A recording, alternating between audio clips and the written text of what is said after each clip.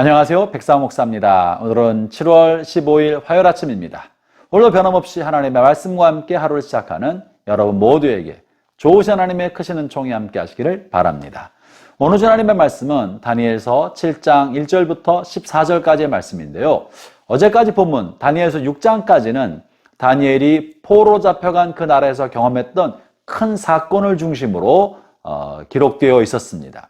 느부갓네살 왕과 지내면서 벌어졌던 사건, 벨사사람과 벌어졌던 사건, 그리고 메대왕 다리오 때 벌어졌던 큰 사건을 중심으로 기록했다면 이제 7장부터는 다니엘이 받은 환상과 다니엘에게 주신 하나님의 계시, 예언적 계시에 관한 이야기, 이 계시의 말씀을 중심으로 기록하고 있는데요.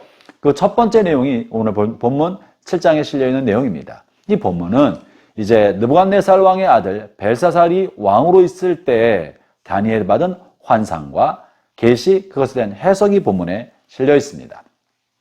본문에는 다니엘이 본 환상 중에 큰 바다에서부터 네 짐승이 올라온 내용이 실려 있는데 그 네 짐승 하나하나가 사자처럼 생기고 곰처럼 생기고 표범처럼 생기고 마지막 네 번째 짐승은 이 세상에 형체가 없었던 특별한 짐승의 이야기를 싣고 있습니다. 이 각각의 짐승은 후에 보면 이것은 제국이다. 나중에 그런 해석이 나오는데요. 이 세상을 다스렸던 세상의 제국, 나라들을 의미하는 것입니다. 그리고 그 나라를 통치했던 이 땅에서의 임금, 제국의 왕, 세상의 왕을 말하고 있는 것이죠. 이들은 모두가 다 바다에서 올라왔다고 표현하고 있습니다. 본문 2절을 제가 읽어보겠습니다.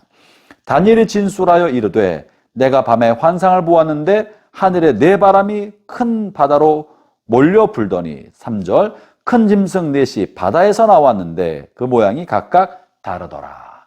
이것은요 계시록 13장에 있는 내용과 똑같습니다. 짐승이 바다로부터 나오는 모습을 계시록 13장도 실려있죠. 하나님께서 주시는 권세는 하늘로부터 주시고 하늘로부터 무언가 임했다라고 말하면 하나님께서 하시는 일이나 바다로부터 나온 짐승과 바다로부터 나온 것들은 이 땅에 속한 것이고 어둠의 세력, 악의 세력, 음부의 권세, 마귀로부터 일어났다는 것을 상징적으로 이렇게 묘사한 것입니다. 그러면 이 악으로부터, 다시 말하면 이 세상을 지배하는 사탄 마귀로부터 일어난 제국인 것입니다. 그 모양이 사자 같고 곰 같고 표범 같고 혹은 지금까지 볼 수 없었던 짐승들이었는데 이 모든 것은 인류 역사 가운데 흥망성쇠가 있었던 제국들을 말합니다.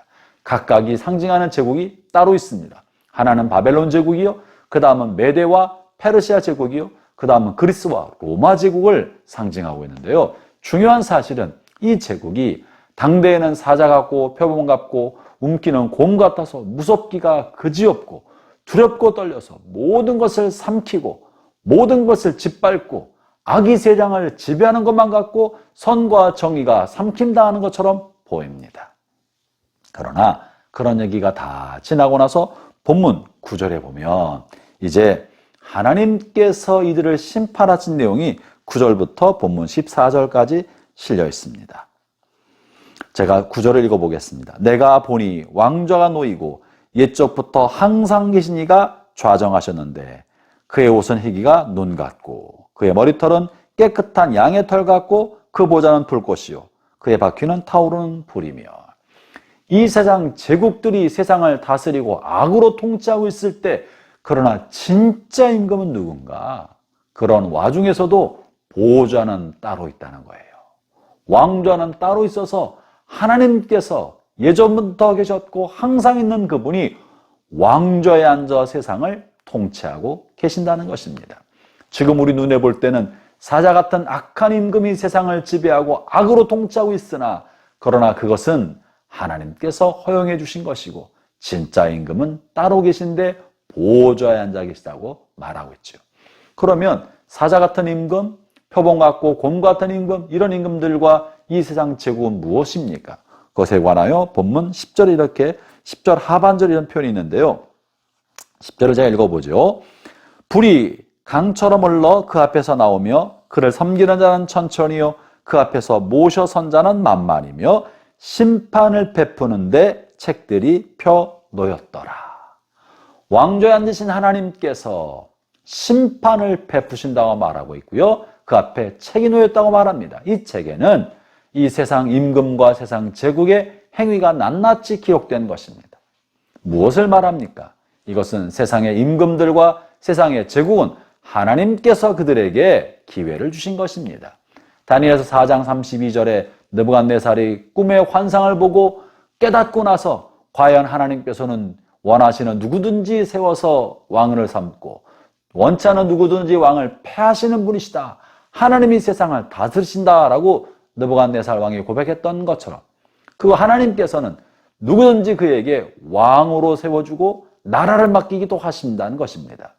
하나님께서 그에게 왕좌를 주시거나 어떤 권력을 주시거나 돈을 주시거나 사회적 신분을 주신다는 것입니다. 하나님께서 주신 이 모든 권세에는 반드시 책임이 따른다는 거예요. 그것이 본문의 핵심적인 주제인 것입니다.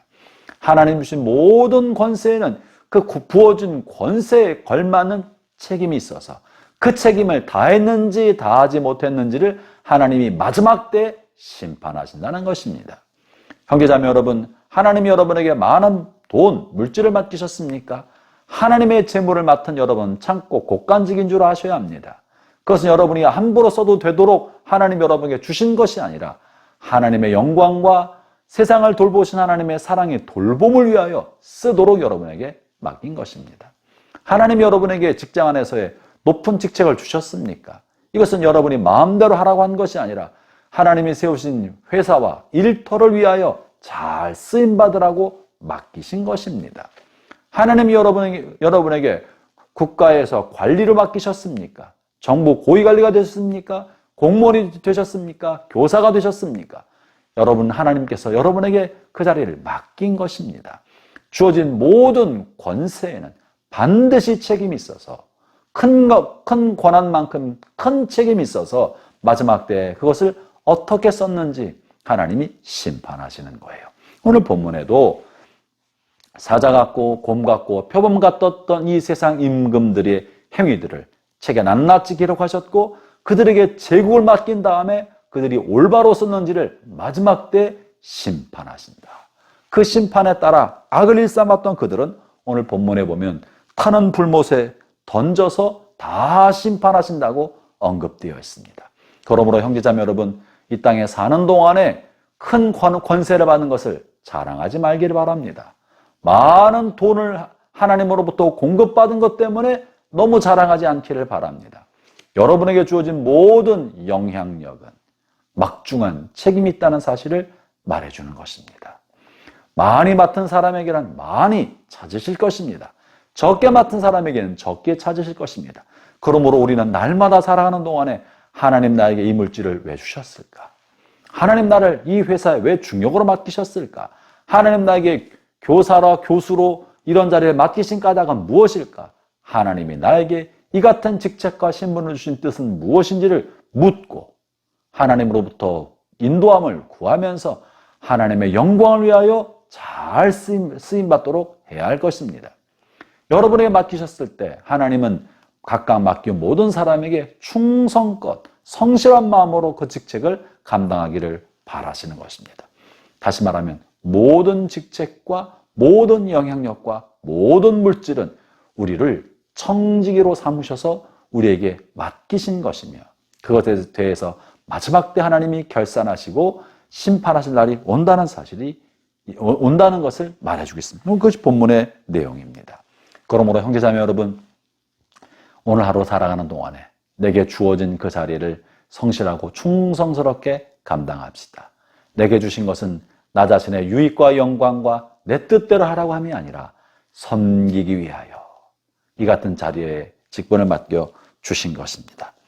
기도하겠습니다. 하나님 아버지 감사합니다. 우리에게 직책을 맡겨주시고 또 재능을 맡겨주시고 물질을 맡겨주신 이 모든 것은 다 하나님의 영광과 하나님의 나라와 하나님의 백성, 하나님 지으신 이 세상과 사회를 위하여 잘 쓰도록 섬기도록 맡기신 줄로 믿습니다.